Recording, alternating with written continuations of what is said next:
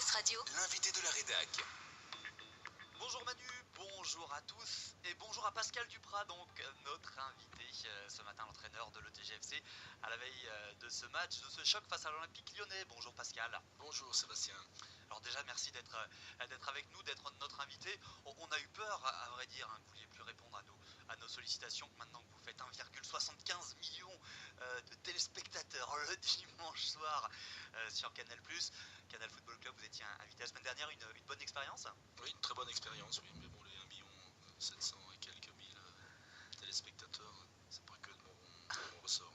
1,75 million. En tout cas, le fait que vous soyez invité comme ça, grosse émission maintenant, prouve un petit peu l'intérêt grandissant pour le TGFC. Est-ce que c'est l'illustration du fait que le club s'installe désormais dans ce paysage de la Ligue 1? Oui, je le pense. En tout cas, je pense que c'est bien que certains d'entre nous soient invités dans de telles émissions pour monter les mérites, les qualités et l'avenir de notre club. Demain, gros match avec la réception de l'Olympique Lyonnais. C'est évidemment jamais une tâche évidente que de recevoir les Lyonnais. C'est le petit derby rhône-alpin, ça vous va comme appellation? Oui, ben pour eux, c'est un derby, on va dire, rhodanien.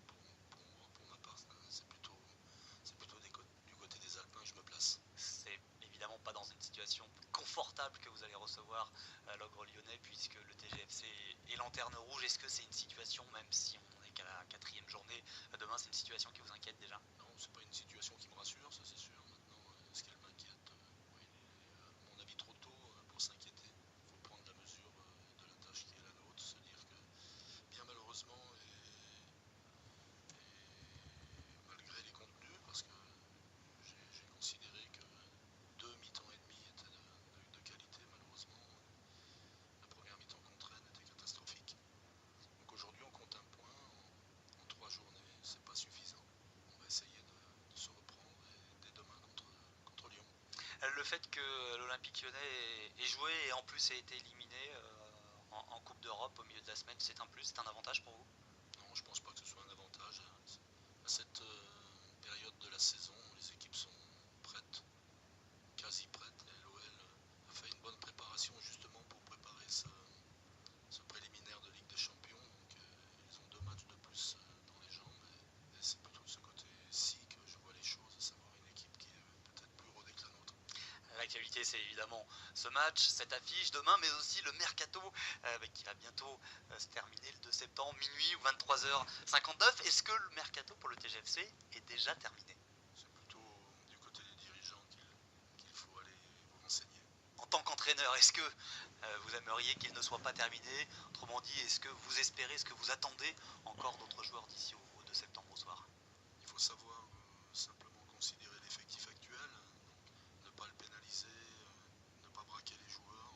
Alors peut-être qu'il y a quelques retouches à faire, une ou deux, d'ici là, en fonction des postes qui me semblent à pourvoir. Quel poste justement pourrait être à pourvoir? Depuis le début de la saison, on cherche désespérément un latéral gaucher. Donc on n'en dispose pas aujourd'hui. Et puis nous avons perdu Mohamed Rabiot, qui est un milieu de terrain de grande qualité. Même si Nistor est arrivé, c'est pas le même registre. Nistor est davantage un milieu de terrain offensif que Rabiot, qui est plutôt un relayeur, un garçon à fort impact athlétique. Vous parliez du poste de latéral, il y a un nom qui a circulé ces derniers jours, celui d'Anthony Réveillère, alors qui est plutôt droitier. À la base, est-ce que c'est une rumeur qui est fondée ou est-ce que c'est utopique d'imaginer un Anthony Réveillère arriver en Haute-Savoie le 2 septembre? C'est un nom qui a été évoqué, naturellement, il jouait arrière latéral, mais Il peut jouer à gauche, ça lui est arrivé. il peut dépanner à gauche, mais apparemment il n'a pas envie de jouer à ce poste-là. Donc, c'est ce qu'il vous a dit? À mon avis, oui, c'est ce qu'il nous a dit. D'accord. Peu de chance pour le voir à l'ETG. Le mercato sont des arrivées, ce sont des départs. Également, au tout début de l'été, il y a 4 noms qui avaient été cités parmi les partants probables. Clifa, Sagbo, Rabiot. Il y a Brice Zadjedé également qui avait un bon de sortie. Est-ce qu'il est toujours valable ce bon de sortie? J'espère pas. Voilà, à titre personnel, j'espère que Brice va rester. Parce que Brice progresse après chacune de ses sorties.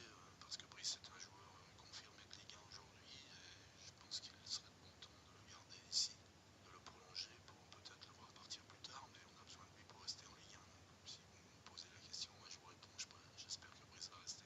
À ce jour, est-ce que votre effectif, vous l'estimez plus fort ou moins armé que celui de la saison passée? Ouais, j'ai du mal à émettre un jugement de valeur parce que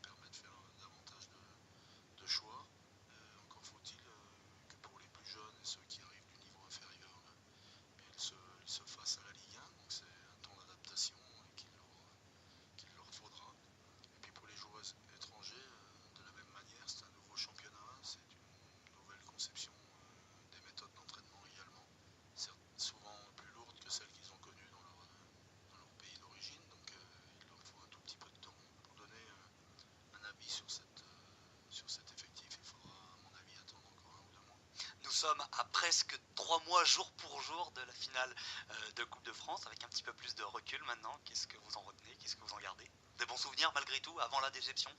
La déception, elle sera toujours présente parce qu'on ne va pas toutes les années en finale de Coupe de France. Donc j'aurais souhaité, comme tout le monde, que le TG l'emporte.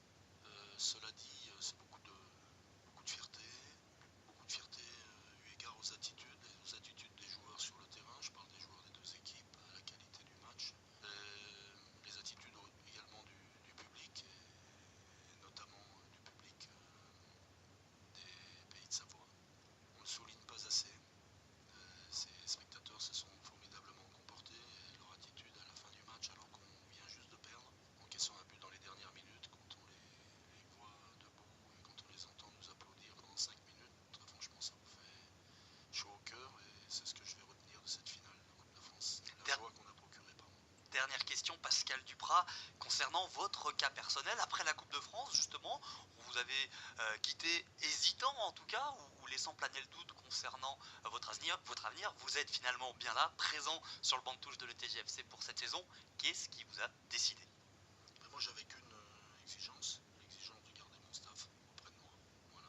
Et ensuite j'ai lu de ci de là qu'on me prêtait de l'amertume d'avoir été prolongé que d'une année. Moi, je suis très, très, très heureux d'être entraîneur de Ligue 1 sans diplôme. Et d'ailleurs, j'aimerais m'inscrire à ce diplôme donc pour la prochaine session en 2014, de telle sorte que si les instances fédérales me le permettent, je puisse suivre la formation et tenter d'obtenir qui sont diplômés et qui n'ont pas la chance que j'ai. En plus, si ça doit durer encore qu'une saison, plus qu'une saison. Moi, j'ai simplement envie de meilleur de moi-même. Je sais que je pourrais retrouver mon poste de directeur sportif, quoi qu'il arrive, à moins que mes dirigeants décident autrement, auquel cas, même si aujourd'hui je l'entrevois pas, peut-être, parce que c'est ça le football, peut-être que demain, je n'aurai pas la chance d'accomplir une 24e saison au club. Merci Pascal Duprat d'avoir été notre invité. Bonne chance pour demain face à Lyon. Prochain invité de la rédac, ça sera lundi avec Jean-Claude Carle, le sénateur et conseiller régional UMP de la Haute-Savoie, au sujet de son livre Tous les élèves peuvent réussir, sorti au printemps dernier. Bonne journée à tous. Et à demain évidemment pour les commentaires de ce match TGFC Olympique Lyonnais à suivre en direct en intégralité sur ODS Radio.